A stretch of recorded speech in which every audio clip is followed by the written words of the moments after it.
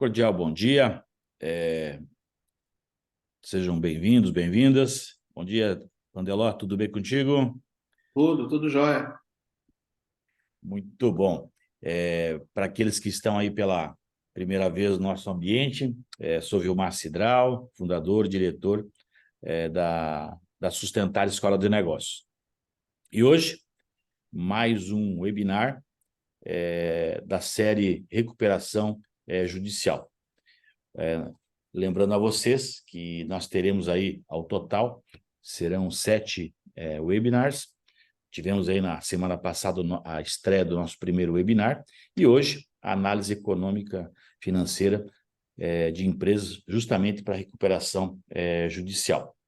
Reforço a todos, a todas, que o link das gravações, os materiais que nós estamos produzindo, fica muito mais fácil caso vocês façam a sua inscrição lá no site. Então, logo o professor Pandeló inicie, eu vou reforçar aqui no chat o link. Inclusive, no evento de hoje, nós teremos um material que vai ser encaminhado justamente para as pessoas que fizerem a sua inscrição lá no link. E assim vocês poderão estar acessando esse material suplementar. Muito bem. Todos aí firmes. Professor Domingos Pandeló, graduado, mestre pela FGV, doutor pela Unifesp, tem aí uma especialidade em Direito Empresarial e Público, justamente pelo IBMEC. O professor Domingos Pandeló tem uma rica experiência no mercado financeiro, professor da GV, do INSPER, IBMEC e da Sustentar. E também trilhou aí temas como holding familiar. Muito bem. Sem mais delongas, passando aqui a palavra para o mestre Domingos Pandeló. Seja bem-vindo, Domingos. Bom dia, obrigado. Vamos começar, então. O tema hoje é um tema bem interessante, dando continuidade, né, ao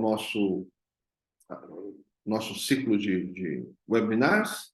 Hoje nós vamos falar sobre análise econômico-financeira de empresas com enfoque em recuperação judicial.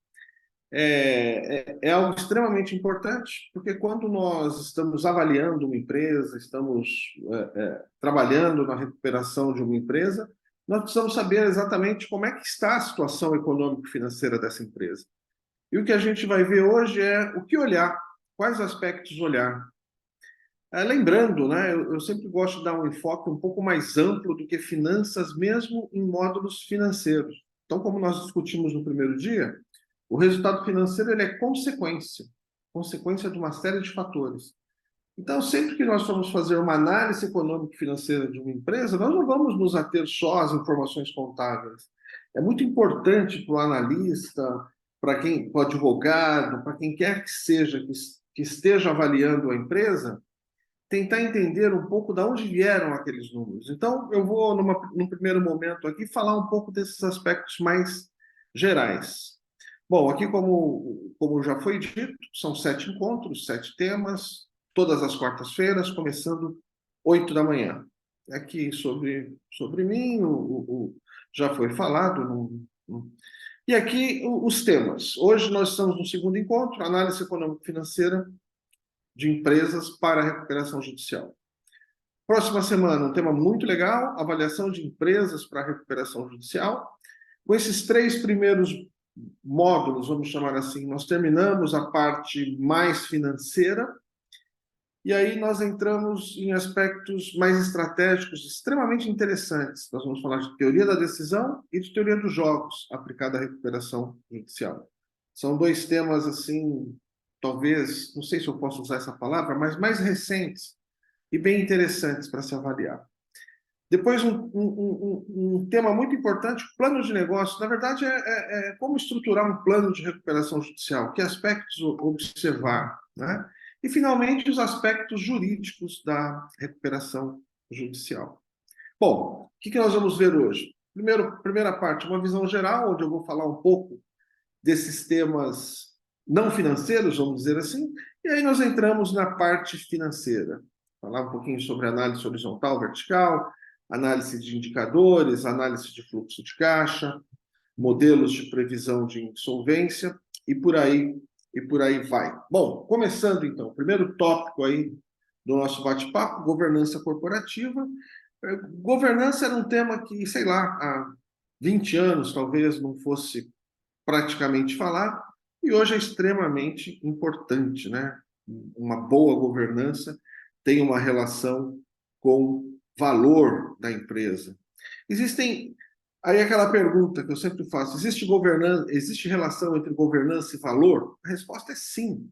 Em geral, uma empresa que tem uma boa governança tem um menor risco ou oferece um menor risco para o mercado, ao menos do ponto de vista conceitual. Ora, se a empresa tem menos risco, é muito provável que o custo de capital dessa empresa seja menor. É muito provável que ela consiga tomar dinheiro mais barato no mercado. Isso, por si só, já fará com que o valor dessa empresa aumente. Vamos lembrar o que a gente discutiu na semana passada, quando eu falei de modelos de fluxo de caixa descontado? Você calcular o valor presente líquido, por exemplo, de um projeto, você pega os fluxos de caixa e desconta esses fluxos de caixa por uma taxa que reflete o risco. Ora, se através de uma boa governança eu consigo reduzir o risco da empresa, isso por si só aumenta o valor. Quando a gente fala de governança, a gente fala de equidade no trato dos acionistas, de transparência, prestação de contas, responsabilidade corporativa. Dá para ver que são aspectos interessantes, são aspectos que, em tese, são benéficos para a gestão, para o dia a dia da empresa. Aqui eu coloquei algumas observações, só quem faz parte do modelo, sócios, acionistas. Tem a diretoria executiva, que toma as decisões do dia a dia da empresa. Tem o Conselho Fiscal, que tem uma função importante, que é a função de prestação de contas, tomada de contas, prestação não, tomada de contas, análise das contas da empresa, e tem outra função importante pela lei das SAs, que é defender, vamos dizer assim, os interesses dos minoritários. O Conselho de Administração já teria aquela preocupação mais com a estratégia, mais com o longo prazo, então a diretoria executiva toca aquelas ações do dia a dia, e o conselho de administração se preocupa mais com aquelas decisões de longo prazo. Isso no modelo onde tudo esteja funcionando bem. Tem comitê de auditoria, que é interno à empresa, normalmente, né? E tem auditoria independente, que são os auditores externos contratados para tomada de contas. Aqui, basicamente, um resumo desse modelo, mas reforçando, existe aquela relação, então, como eu bem coloquei aqui para vocês, entre governança e valor. Em geral, uma empresa que tem uma melhor governança acaba tendo um maior valor no mercado. Veja, eu não estou dizendo que uma empresa que tem um padrão diferenciado de governança não vai ter problema, até porque nós temos várias empresas com padrões diferenciados de governança corporativa e que tiveram problemas tanto no Brasil quanto no exterior, né? Mas não deixa de ser um aspecto adicional para se observar, tá bom? Então, só para que vocês fiquem com isso em mente, né? Bom, avançando aqui um pouquinho mais, vamos entrar aqui na visão geral da análise econômico-financeira. O que é análise econômico-financeira, então? Nós estamos falando de análise econômico-financeira para a recuperação judicial. Basicamente, o objetivo aqui é discutir o seguinte: peguei as demonstrações financeiras da empresa, peguei o balanço da empresa. O que eu tiro daí? O que eu olho daí? É possível, só com base nisso, identificar a solidez ou a fragilidade da empresa?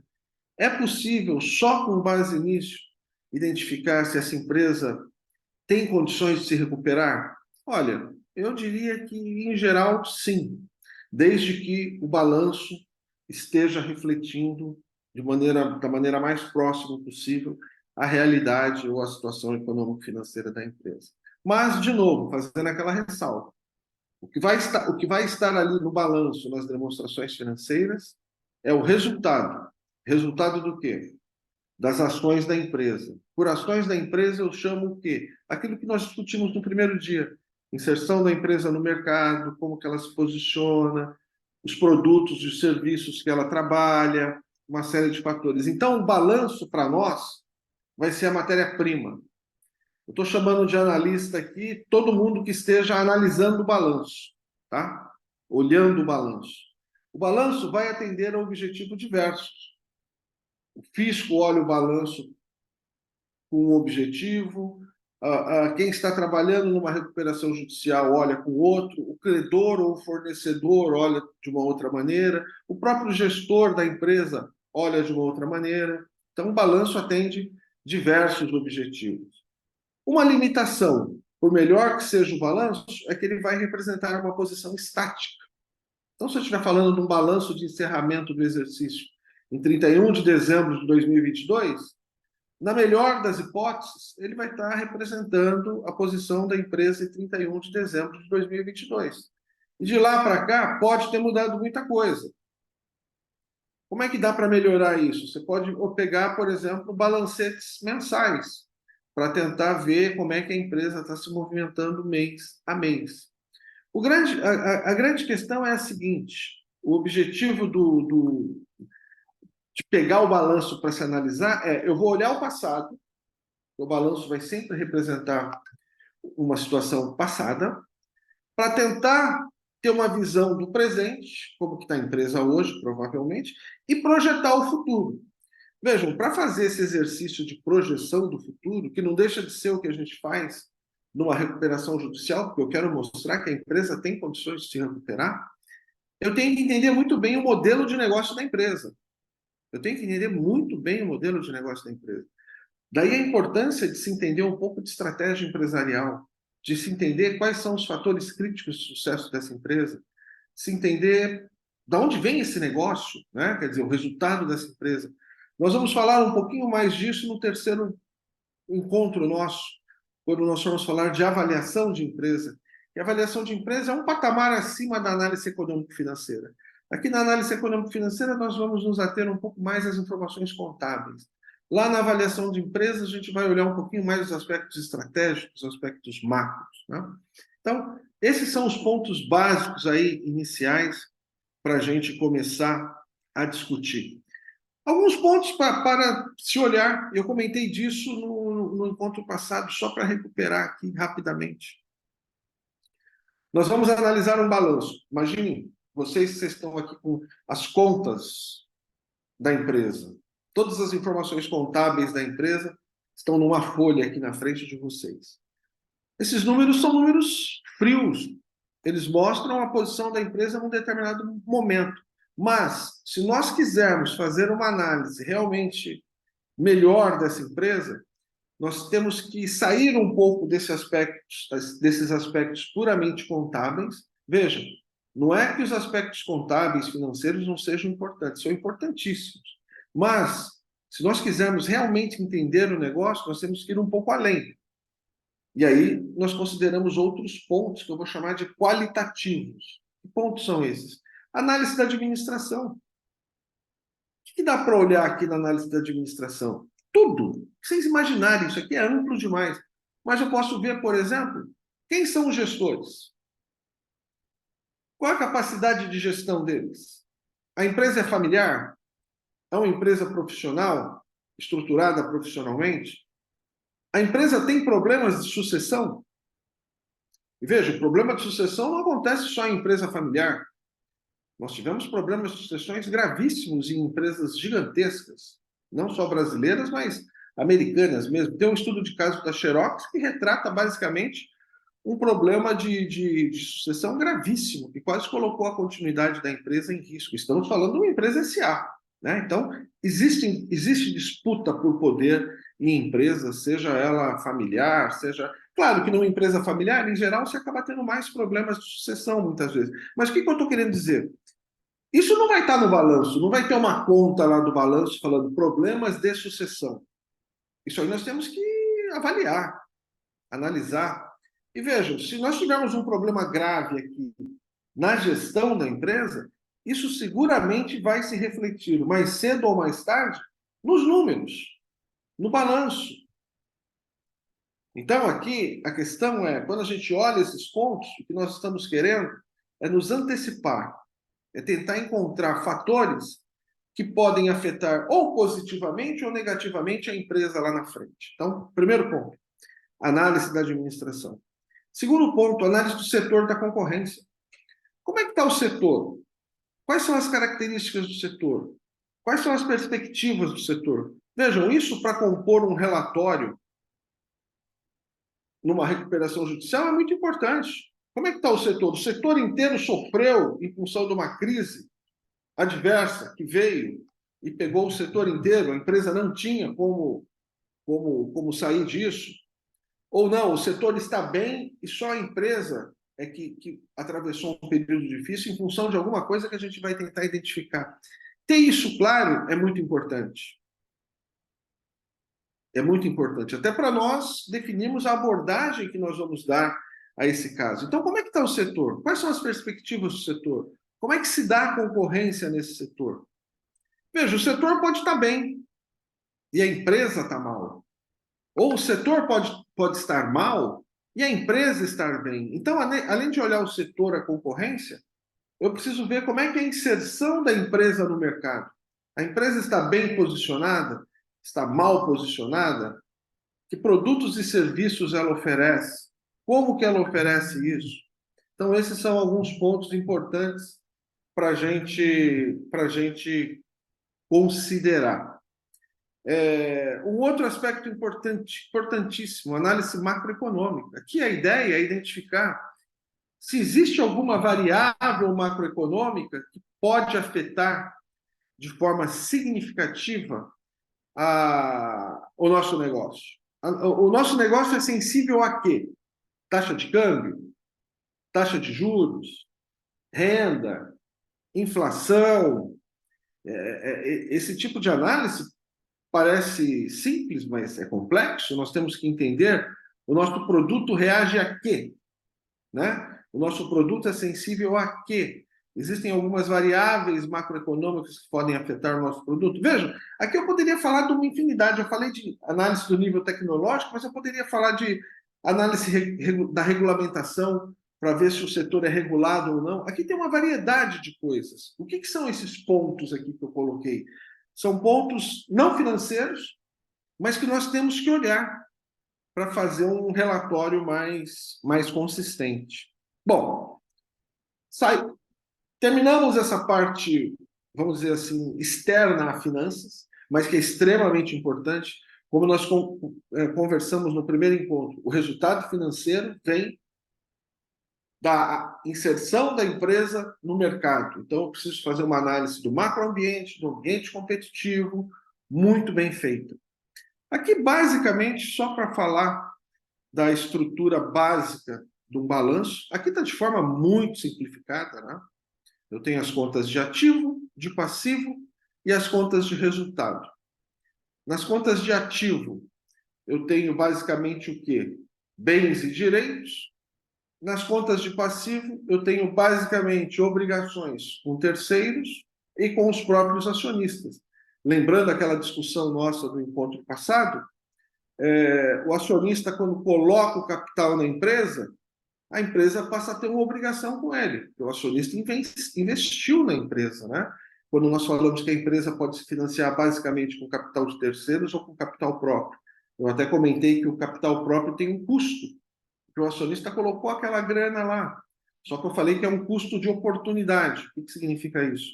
O acionista abre mão de aplicar esses recursos em investimentos alternativos e aplica na empresa. Isso, de alguma forma, tem que ser remunerado.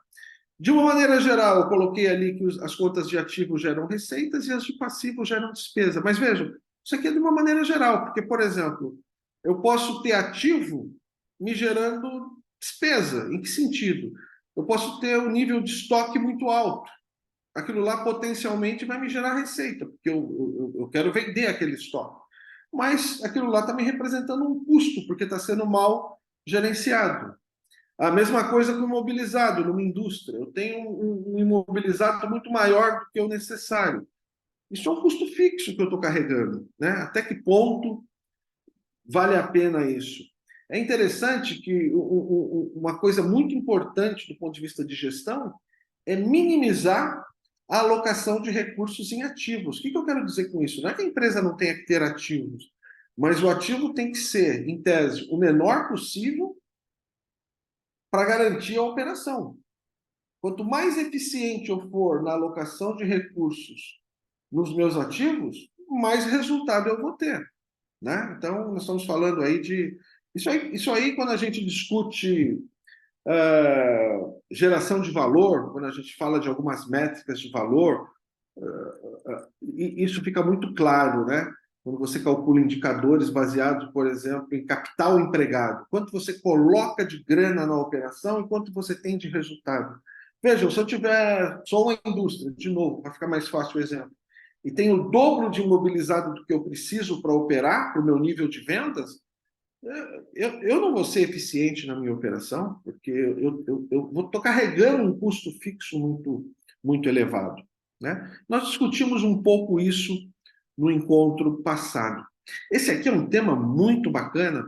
Eu vou dar uma adiantada aqui, a gente vai falar também rapidamente no próximo encontro, mas é um tema novo, novo que eu digo, já deve ter uns 20, 30 anos que a gente estuda isso, mas é recente comparado à teoria financeira, que é da década de 60, 50, né? Isso aqui é um pouco mais recente, que é a avaliação de intangíveis, né? Existem muitas empresas que grande parte do valor dela vem de intangíveis, né? Eu coloquei Google aqui, mas você pode pensar em Instagram, Facebook, essas empresas de tecnologia todas. Eu coloquei do Banespa aqui, mas você pode pensar no Nubank, que vale muito. Eu coloquei aqui se o Banespa foi adquirido por um preço alto, porque quando o Santander comprou o Banespa, todo mundo falou que o Santander pagou muito pelo Banespa. Mas é interessante isso, né? Quando você avalia valor, porque talvez o Santander não tenha pago muito. É que o valor do Banespa para o Santander era diferente do valor do Banespa para o Itaú. Pensem comigo, o Santander estava pagando para entrar no mercado brasileiro. Tudo que ele pegasse para ele ia ser aumento de operação. O Itaú já estava aqui, já conhecia o mercado. Provavelmente teria clientes que iam se sobrepor. Então é óbvio que o Santander valia um pouco mais. Não é só a conta financeira, tem aqueles aspectos estratégicos, operacionais que eu comentei com você. Então não é tão simples. De onde vem o valor? Isso aqui nós respondemos no encontro passado. O valor de uma operação vem da capacidade que ela tem de geração de caixa. Se você está comprando um negócio para incorporar na sua empresa, aí nós estamos falando em geração de caixa incremental. Quanto que isso vai me trazer de receita adicional para o meu grupo? Aí que vem o valor. Por isso que o Banespa valia mais para o Santander do que para o Itaú, do que para o Unibanco, todos os outros bancos. Aí quando você pensa numa empresa de tecnologia, fica muito claro que o valor não vem do ativo. Porque se você for pensar em termos de ativo, ativo físico, Facebook, Instagram, Google, tem muito menos ativo fixo do que a GM, que a Ford, que é uma montadora qualquer, uma fábrica qualquer. O que não quer dizer que valham menos. Pelo contrário, podem valer muito mais, né? Eu não vou falar dos métodos hoje, nós vamos falar dos métodos na semana que vem, mas existem vários métodos para se avaliar uma empresa. Nós vamos falar na semana que vem, basicamente, do método de fluxo de caixa descontado, que eu acho que é o melhor de todos os métodos, do ponto de vista conceitual, e mesmo do ponto de vista prático.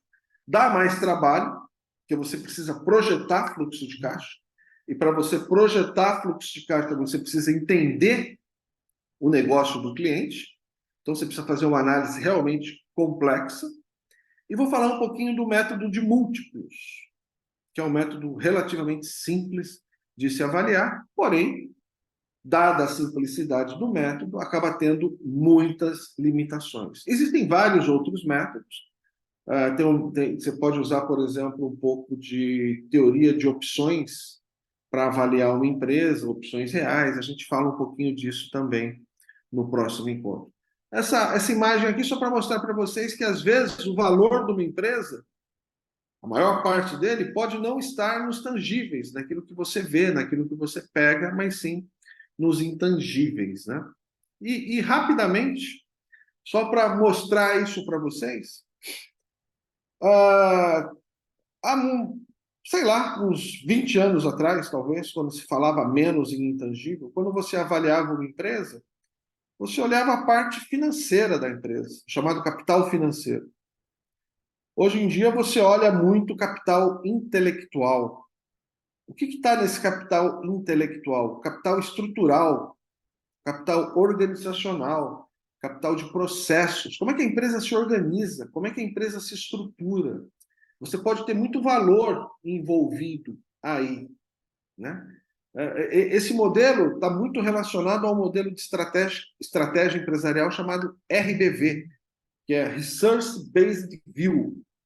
E esse modelo é legal porque ele fala o seguinte: para uma empresa ter uma vantagem competitiva acima da média, ela tem que ter algum diferencial, ela tem que ter pelo menos um fator crítico de sucesso. E o que é esse fator crítico de sucesso? É aquilo que diferencia a empresa das demais. E esse fator crítico de sucesso tem que ter algumas características. Ele tem que ser, por exemplo, raro. Se não for raro, não vai trazer vantagem competitiva sustentável. Tem que ser de difícil imitação. Se não for de difícil imitação, as outras empresas vão olhar e vão fazer igual. Então, é bem interessante se a gente parar para pensar, faz sentido. O que a empresa, aquelas empresas que se diferenciam, que têm um retorno acima da média, o que elas têm de especial? Normalmente é algum fator crítico de sucesso, que pode ser várias coisas, tá? A gente não vai discutir muito isso aqui agora, mas pode ser várias coisas. Pode ser desde a localização.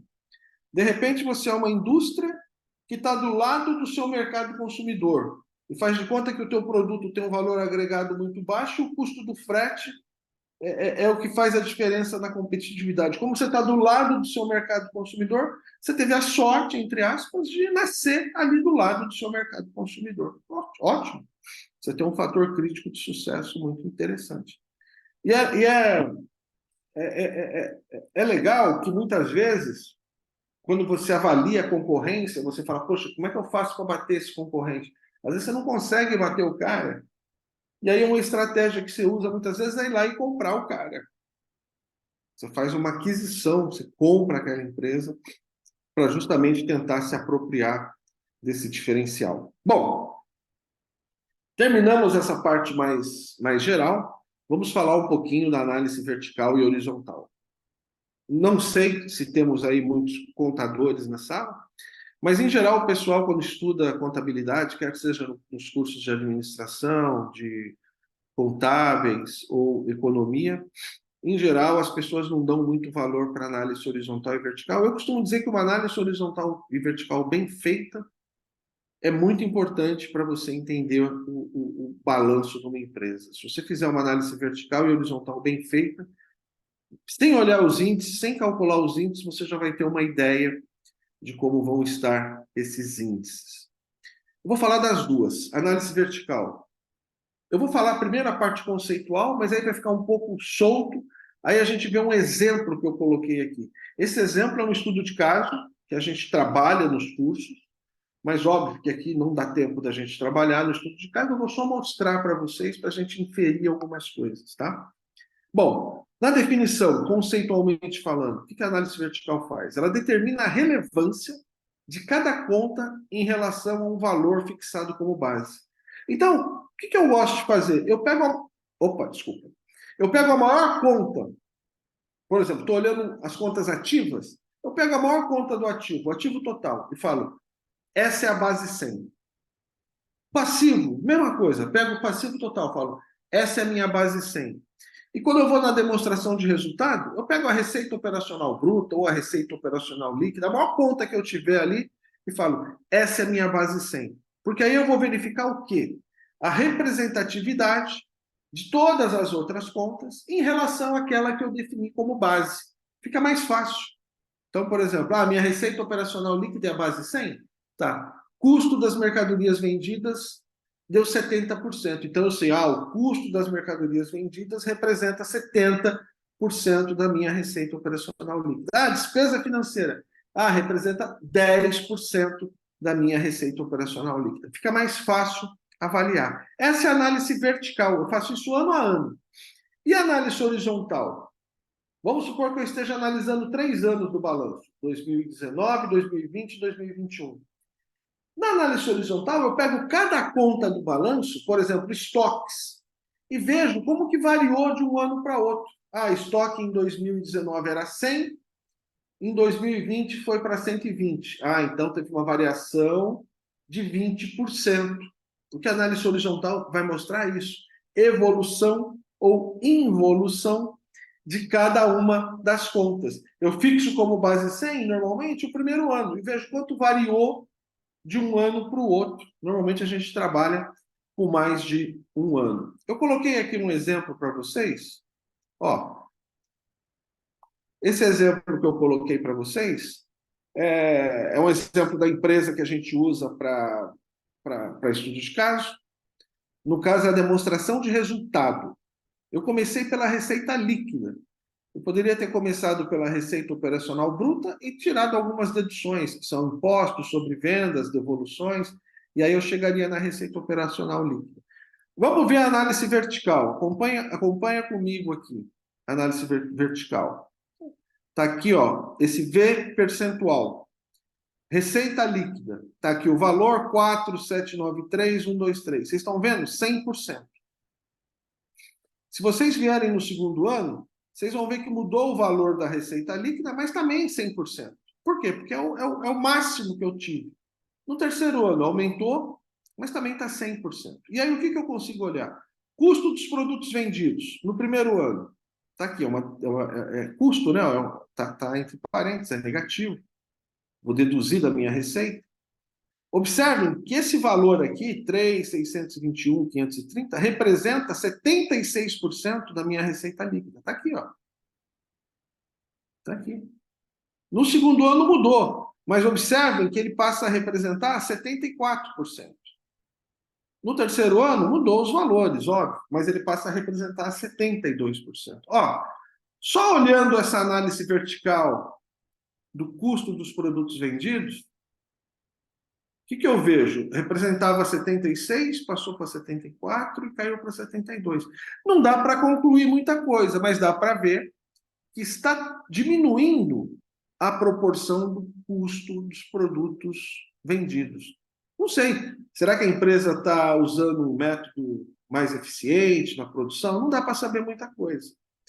Lucro bruto aumentou, dá para ver aqui, olha, 24, passou para 26, para 28. Despesas operacionais, praticamente se manteve, ó, era 10, passou a 10, caiu para 9. Olha a despesa financeira, era 6% no primeiro ano, está aqui, ó, 284.308. No segundo ano foi para 10. No terceiro ano foi para 15. Aqui já me acendeu um sinal de alerta. Por quê? Poxa, a despesa financeira representava 6% da receita líquida. No segundo ano, passou para 10. No terceiro ano, passou para 15. Mais do que dobrou em 2 anos. Né? Então, é um sinal de alerta. Então, vejam. Ah, mas dá para tirar tudo só numa análise simples como essa? Tudo não. Mas dá para a gente tentar começar a entender o que está acontecendo. E aqui eu estou só com a demonstração de resultados. Eu teria que analisar isso junto com as contas de ativo e passivo, para tentar entender, por exemplo, por que está aumentando a despesa financeira? O que está acontecendo? Isso é normal, não é? A empresa investiu pesado em remodernização, tomou dívida. Se foi isso, pode ser que esse aumento de despesa financeira seja pontual. Ou será que a empresa está tomando dívida porque ela está produzindo os produtos dela e não consegue vender no mercado? Vejam, são situações diferentes, tá? Então, pessoal, só para mostrar para vocês aqui. Ah, e a análise horizontal que eu não falei? Vamos lá. Vou pegar só a receita líquida para dar um exemplo aqui. Era 4.793, caiu para 4.425. Então, teve uma queda de 8%. Era 4,425, aumentou para 5,851. Ah, aumentou 32%. Então, a análise horizontal vai mostrar como é que as contas variam de ano a ano, evolução em evolução, e a análise vertical é isso aqui, ó, representatividade de cada uma dessas contas que a gente está olhando em relação a um valor que eu fixei como base, que é a maior de todas normalmente. Eu poderia fixar qualquer uma, mas aí ficaria muito difícil interpretar. Então, se você fixar maior como 100, todo o resto vai ser um pedacinho desse 100. Fica mais fácil analisar. Bom, além da análise horizontal e vertical, tem a análise de índices. E aí tem um monte de índices. Endividamento, liquidez, rentabilidade, produtividade, tem diversos índices, índices financeiros. Eu vou falar, obviamente, rapidamente de cada um deles. O professor Cidral falou aí de um material suplementar para quem se cadastrou lá no sistema. Tal. Quem não se cadastrou, se cadastra. O que é esse material suplementar? É um artigo que eu escrevi há alguns anos atrás, onde eu fiz um estudo para calcular a probabilidade de insolvência de micro e pequenas empresas com base em índices contábeis.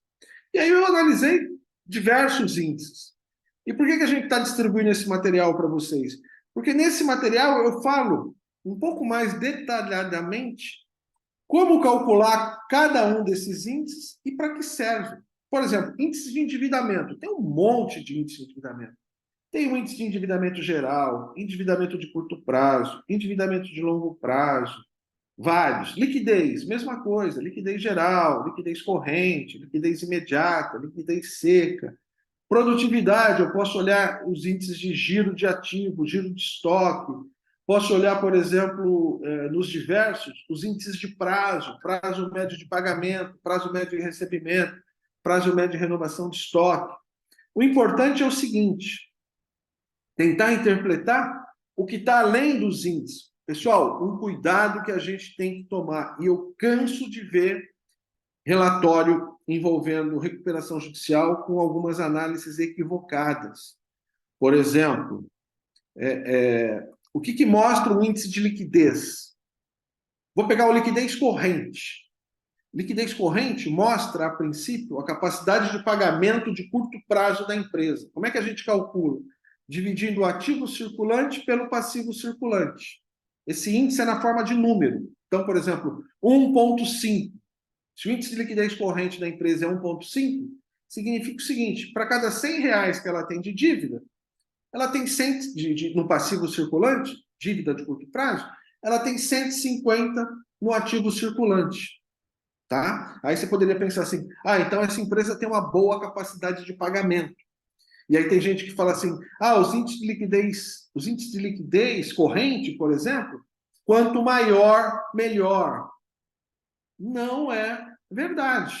Pelo menos não absoluta. O índice de liquidez corrente alto, antes de ser bom, pode ser ruim. Pode ser que o índice de liquidez corrente esteja alto porque a empresa tem um estoque muito alto, por exemplo. Um ativo, um contas a receber muito alto. E esse contas a receber muito alto pode ser função de um prazo muito longo que ela dá para os seus clientes pagar. Isso tem um custo financeiro.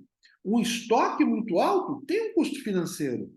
Do ponto de vista de caixa, do ponto de vista de análise de fluxo de caixa, se eu tiver ativo circulante demais, isso pode ser ruim. Isso pode ser ruim.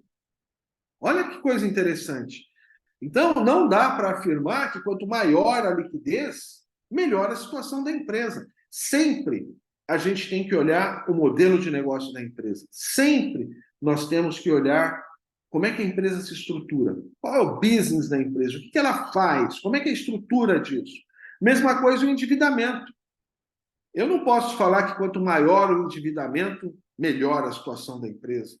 Ou pior a situação da empresa.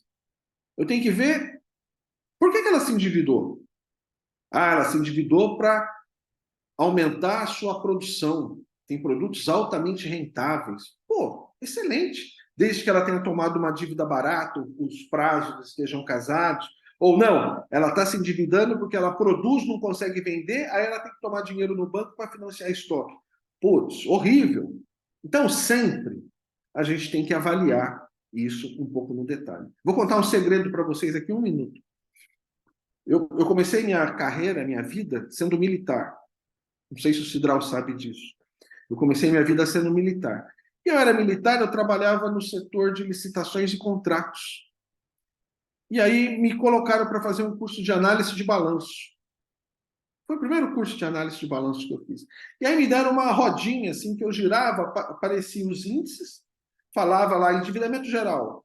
Mostra quanto a empresa usa de recursos terceiros para financiar a sua atividade. Fórmula de cálculo: EG, que é o endividamento geral, é igual PC mais PELP dividido por ativo total, na época, né? Passivo circulante mais, na época, passivo exigível a longo prazo dividido por ativo total. Sentido de leitura: este índice é do tipo quanto maior, pior. Aí você virava liquidez corrente. Mostra a capacidade de pagamento de curto prazo da empresa. Forma de cálculo: LC é igual a C sobre PC. Liquidez corrente, ativo circulante, passivo circulante. Sentido de leitura: este índice é do tipo quanto maior, melhor. Eu pensei comigo, pô, quero trabalhar com isso. Por quê? Porque é uma rodinha assim, você gira, ele fala maior, melhor, maior, pior. Eu falei, pô, puta negócio tranquilo para se trabalhar. E aí, com o tempo, eu fui descobrindo que é óbvio, que não é tão simples assim. Você tem que entender o negócio do cara, né?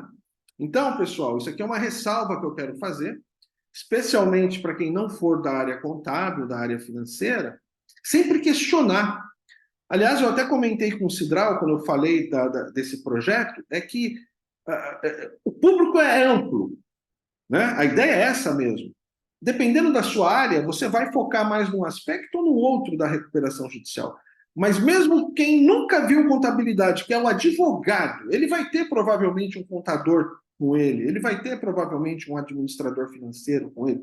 Mas o que eu falo, ele não pode ser totalmente cru, ele tem que saber fazer a pergunta certa. Então, isso é muito importante. Então, cuidado com essas generalizações em relação aos índices. E outra coisa, tem que fazer uma boa análise vertical e horizontal para tentar entender a estrutura da empresa. Os índices são apresentados individualmente, mas a análise deve ser conjunta. Eles se relacionam um com o outro. Esse aqui é o artigo que eu escrevi, o uso de dados contábeis na avaliação de risco de inadimplência em operações de crédito de empresas de pequeno porte. Eu usei uma técnica estatística chamada análise discriminante para fazer o modelo. Aqui os principais índices. Eu vou passar por eles, a gente não vai explicar detalhadamente cada um deles. Vocês pegando o artigo, vocês conseguem ler e entender. Qualquer dúvida, podem aí me procurar e a gente vai esclarecendo. Mas, basicamente, tem o grupo de índices de endividamento, grupo de índices de liquidez, um grupo de índices de rentabilidade, o grupo de índices de giro e prazo, que são importantíssimos. Eu vou dizer o seguinte para vocês: grande parte dos problemas das empresas, especialmente empresas de pequeno e médio porte que vocês pegarem, elas vão estar com problemas aqui de prazo e giro. Prazo médio de pagamento, prazo médio de recebimento, prazo médio de renovação de estoque. Grande parte das empresas vão estar com problemas aí. Só que esses problemas, olha que interessante, esses problemas de prazo que vão arrebentar a empresa financeira, eles vêm da onde? Eles vêm da inserção da empresa no mercado. Em geral, uma empresa que está num mercado onde a competição é muito forte, ela acaba vendendo dando um prazo muito longo. Às vezes ela compra de um fornecedor e esse fornecedor dela é muito forte, ele vende dando um prazo muito curto, ela já está com um prazo descasado. E aí ela tem que correr no mercado para descontar duplicado ou para pegar dinheiro para financiar a sua operação. Então, esse é o ponto importante. Por isso que a gente falou naquela parte inicial. O resultado financeiro, esses números e esses índices aqui, vão ser resultado da inserção dessa empresa no mercado. Então, tem uma série de índices, todos esses índices estão explicados e detalhados nesse artigo que vocês podem ler, tá bom? Eu fico à disposição, caso vocês tenham alguma dúvida após a leitura do artigo, para tirar, esclarecer com vocês. Então, pessoal, é um tema extremamente interessante. Vale a pena a gente parar e tentar entender a estrutura da empresa. Lembrando, isso que eu falei para vocês, aqueles números que estão ali no balanço, eles são consequência, eles vieram da inserção da empresa no mercado, de como ela se posiciona no mercado. E vejam, quer ver? Eu usava um exemplo. Imagina o seguinte: uma empresa do setor de embalagens gráficas, tá? Esse setor era composto, vou dar esse exemplo, ele era composto, agora consolidou um pouco, mas ele era composto basicamente por empresas de pequeno e médio porte. A competição era muito forte nesse setor. Os clientes desse setor eram empresas de porte maior, indústria de alimento, indústria de calçados. E o fornecedor desse setor era o setor de papel e celulose, indústrias gigantes. O que acontecia com esse setor? Como é que vão estar os índices de prazo? Prazo médio de recebimento, que é o prazo que essa empresa dá para os clientes pagarem. Quem são os clientes dela? Empresas grandes. Esses clientes têm um poder de barganha maior. Então, eles vão exigir um prazo maior de pagamento. E os fornecedores? Papel e celulose, empresas gigantes. Eles vão vender dando um prazo menor. Vocês conseguem enxergar que essa empresa já está com um problema financeiro, hein?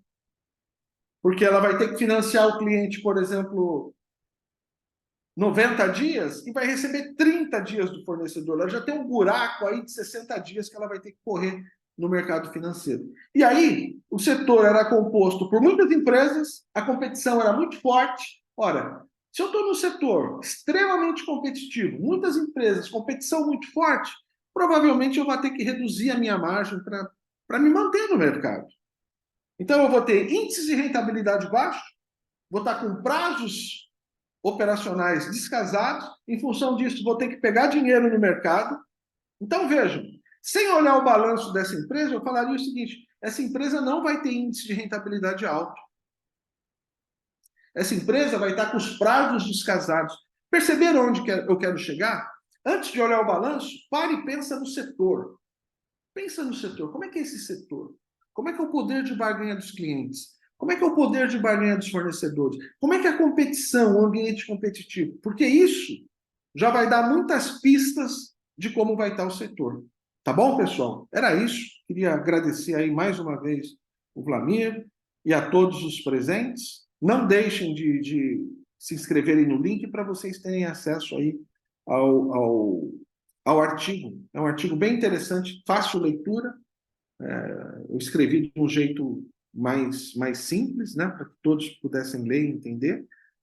Foi publicado numa revista da área de engenharia de produção, tá? Mas é um artigo bem interessante, vocês vão gostar. Tá bom? Cidral, passo a bola. Muito bom, do Pandeló. Muito obrigado aí pelo teu tempo. Para as pessoas que são aqui de Joinville região, um convite lá de especial, hoje à noite. Nós teremos na Sustentare o Carreira em Foco, é um evento presencial, não vai ser transmitido, e onde nós contaremos com a participação de 3 executivos, a Cátia Babel, o Rodrigo Sampaio e o Arthur Mota, vão falar sobre a questão, a relevância da mentoria como processo de desenvolvimento profissional. Então, fica aqui o convite para fazer a sua inscrição, acessar o site, e no dia 26, né, quinta-feira, também mais um evento presencial. A Vanessa Mosca vai estar abordando o tema de inteligência artificial nos negócios. Além do Chat GPT, outras ferramentas serão abordadas nesse encontro. Muito bem, vencemos a nossa agenda. Fica aqui o convite para que vocês estejam conosco, continuem conosco, dia 1º de novembro, nesse horário, 8 às 8h45, com o tema Avaliação de Empresas para Recuperação Judicial. Imperdível Obrigado. esse, hein? Oi? Imperdível esse aí. Imperdível, né, Pandeló? É um tema que você domina, gosta, né? Aliás, Esse você não gosta, você gosta de tudo aí. gosto de tudo, é verdade. Legal, gente. Um forte abraço, Obrigado, pessoal. bom dia de trabalho, um restinho de semana e até mais. Um forte abraço. Tchau.